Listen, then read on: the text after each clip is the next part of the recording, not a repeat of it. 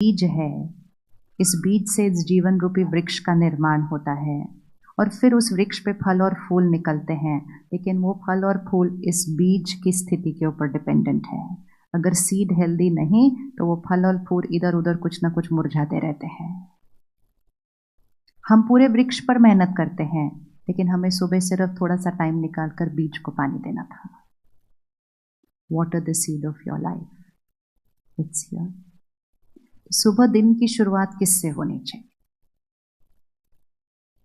सुबह दिन की शुरुआत किससे होनी चाहिए? हम में से कौन कौन सुबह उठते ही फोन देखते हैं? हाथ उठाइए प्यार से। और रात को सोने से पहले भी फोन देखते हैं। आपको याद है, अब तो कोई नहीं पूछता एक दूसरे से, पर पहले पूछा करते थे, सुबह सुबह किसका चेहरा देखा था?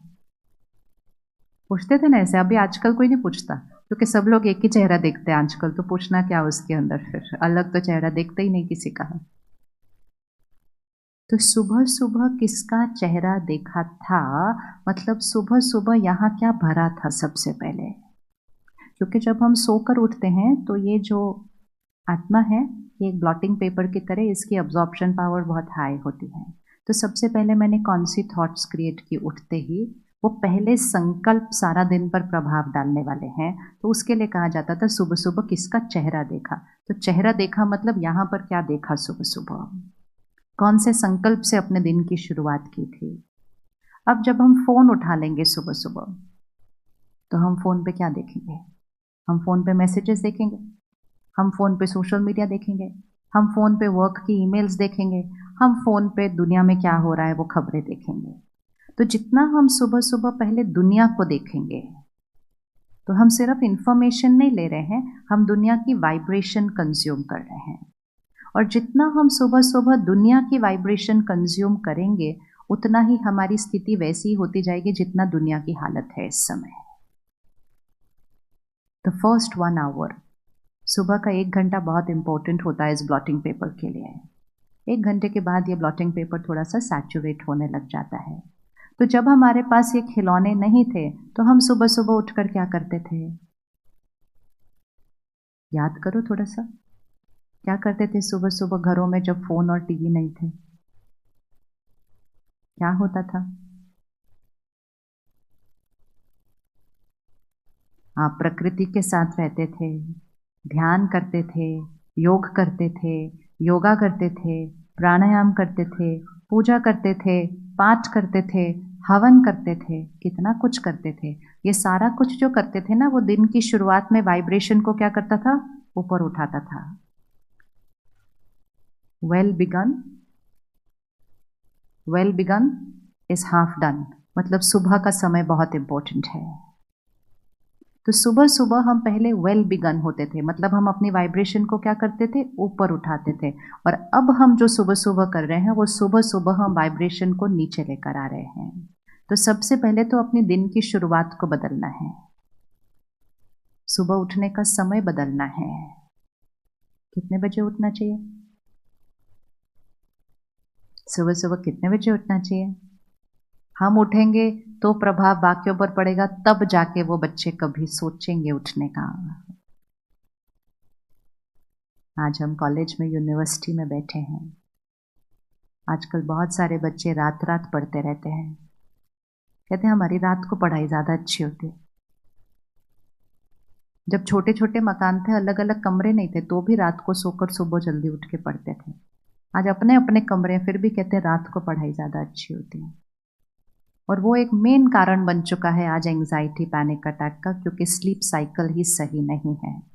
नींद एक ऐसी चीज़ नहीं है कभी भी सो जाओ। उनको बोलो ना थोड़ा जल्दी सोना चाहिए, कहते हैं हाँ हाँ हम अपना 7-8 आवर्स ऑफ स्लीप ले लेते हैं। कब लेते हैं? हम 4-5 बजे सोते हैं, 2 बजे तक उठ जाते हैं दोपहर को। किसान ने अगर बीज बोना है तो बीज बोने का एक टाइम होता है, ऐसे नहीं जब मन किया तब आके बीज बो दिया। प्रकृति के विरुद्ध जाएंगे तो कभी भी शक्ति और स्वास्थ्य नहीं मिलेगा। तो सोने का एक समय होता है, सोने का एक तरीका होता है, और शक्तिशाली नींद अनुभव करने की एक विधि होती है। जब एग्जाम के दिनों में है तो वो रात भर पढ़ते रहते हैं और फिर स्लीप साइकिल बदल जाता है, बिगड़ जाता है। अब एग्जाम खत्म हो जाते हैं, अब नींद नहीं आती रात को, तो फिर उसके बाद टीवी और फोन के साथ बैठते हैं और धीरे धीरे वो उनकी आदत बन चुकी है। और ये एक बहुत बड़ा कारण है मन की शक्ति का घटने का। तो सुबह कितने बजे उठना चाहिए?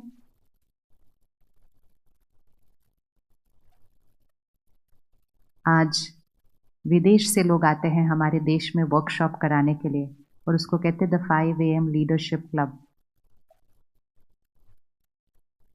मतलब अगर आपको लीडरशिप क्वालिटी क्रिएट करनी है तो आप सुबह 5 बजे उठिए, उसके लिए वर्कशॉप कीजिए। हमारे पास हजारों सालों से ये बात पता है कि 4 से 5 बजे का समय ब्रह्म मुहूर्त होता है, अमृत वेला होता है। वो समय हाईएस्ट वाइब्रेशन होती है। उस समय मेजॉरिटी मन सोए हुए होते हैं और जो जग जाते हैं वो सिर्फ परमात्मा को याद कर रहे होते हैं। तो हवा में क्या होता है उस समय? हवा में क्या होता है उस समय? हवा में प्योरिटी होती है, हवा में पॉजिटिविटी होती है। और उस प्योरिटी के समय जो उठेगा उसकी वाइब्रेशन तो सिर्फ उठने की वजह से ऊपर उठ जाएगी। तो बच्चों को रात को जाग कर नहीं, सुबह जल्दी उठकर अगर वो पढ़ेंगे तो मेहनत कम, रिजल्ट ज़्यादा एंड मोस्ट इंपॉर्टेंट शक्ति भी बढ़ेगी साथ साथ। आपको अगर कोई काम करना है अपने ऑफिस का, उसको रात को देर से करने की बजाय टाइम पर सोकर सुबह जल्दी उठकर करेंगे तो उसमें नवीनता होगी। जो काम को आधा घंटा लगेगा वो सुबह आपको 5 मिनट में आइडिया आ जाएगा कि क्या करना है। जैसे अगर कहीं जाना है तो हम उसी समय निकलते हैं ना जब सड़क खाली होती है। जितना जितना सड़क पर ट्रैफिक बढ़ता जाएगा तो जर्नी तो वही है, लेकिन जर्नी का एक्सपीरियंस, टाइम लगना, सब कुछ चेंज हो जाएगा। तो सुबह का 4 से 5 बजे का जो समय है, हवा में ट्रैफिक खाली होता है, वाइब्रेशंस बहुत पीसफुल होती हैं, परमात्मा को याद करना, उधर पहुंच जाना बहुत सहज हो जाता है और अपने आप से कनेक्ट करके नवीन आइडियाज लेकर आना ये भी बहुत सहज हो जाता है। Highway is clean and clear. लेकिन जैसे जैसे 6 बजेंगे, 7 बजेंगे, 8 बजेंगे, ट्रैफिक क्या होने लग जाता है? काम वही कर रहे हैं, पढ़ाई वही कर रहे हैं, लेकिन बहुत सारे शोर में कर रहे हैं क्योंकि संकल्पों का शोर शुरू हो जाता है। तो सुबह उठने का समय और उसके लिए रात को सोने का समय 10 से 2 बजे का जो समय है वो सबसे हाईएस्ट वाइब्रेशन समय है हीलिंग के लिए, माइंड और बॉडी की हीलिंग के लिए। 10 से 2 के ये 4 घंटे बहुत इंपॉर्टेंट होते हैं। अगर हम 10 बजे की जगह 11 बजे सोते हैं, हम 1 घंटा खो देते हैं। अगर हम 12 बजे सोते हैं तो हम 2 घंटे खो देते हैं। तो अगर हमें गहरी नींद एक्सपीरियंस करनी है, कम सोकर शक्ति बनानी है, सोने में ज़्यादा टाइम वेस्ट नहीं करना है। आजकल हम बहुत ज़्यादा टाइम वेस्ट करते हैं ज़्यादा सोने में, क्योंकि गलत जीवन शैली की वजह से ज़्यादा सोना पड़ता है और ज़्यादा सोने के बाद भी सुबह उठकर फ्रेश नहीं दिखाई देते। किस किस का सुबह उठकर सोने का मन करता है? और मन करता है ना, और 5 मिनट और 5 मिनट और 5 मिनट। ये साइन है कि इतने घंटे सोने के बाद भी एनर्जाइजिंग नहीं हुई है तो और सोने का मन करता है। और किस किस को बैठे बैठे नींद आ सकती है? चेक करना अगली बार, बस में, ट्रेन में, फ्लाइट में, कोई इधर गिरता है कोई इधर गिरता है। कि बैठे बैठे दिन में क्यों नींद आती है? सारी रात सोए नहीं थे क्या? नहीं सोए थे। फिर कहते नहीं मेरी तो आदत है, मुझे बैठे बैठे कहीं भी नींद आ सकती है। ऐसा लगता है जैसे वो कोई बहुत अच्छा साइन है कि बैठे बैठे मुझे कहीं भी नींद आ सकती है। अगर मुझे दिन के किसी भी समय बैठे बैठे नींद आ सकती है, मतलब आई एम स्लीप डिप्राइव्ड, मुझे नींद की कमी है। लेकिन रोज सोने के बावजूद नींद की कमी क्यों है? क्योंकि गहरी नींद नहीं सोते हैं। और गहरी नींद नहीं सो रहे क्योंकि जो सारा दिन में यहाँ शोर चल रहा है वो रात को भी चल रहा होता है।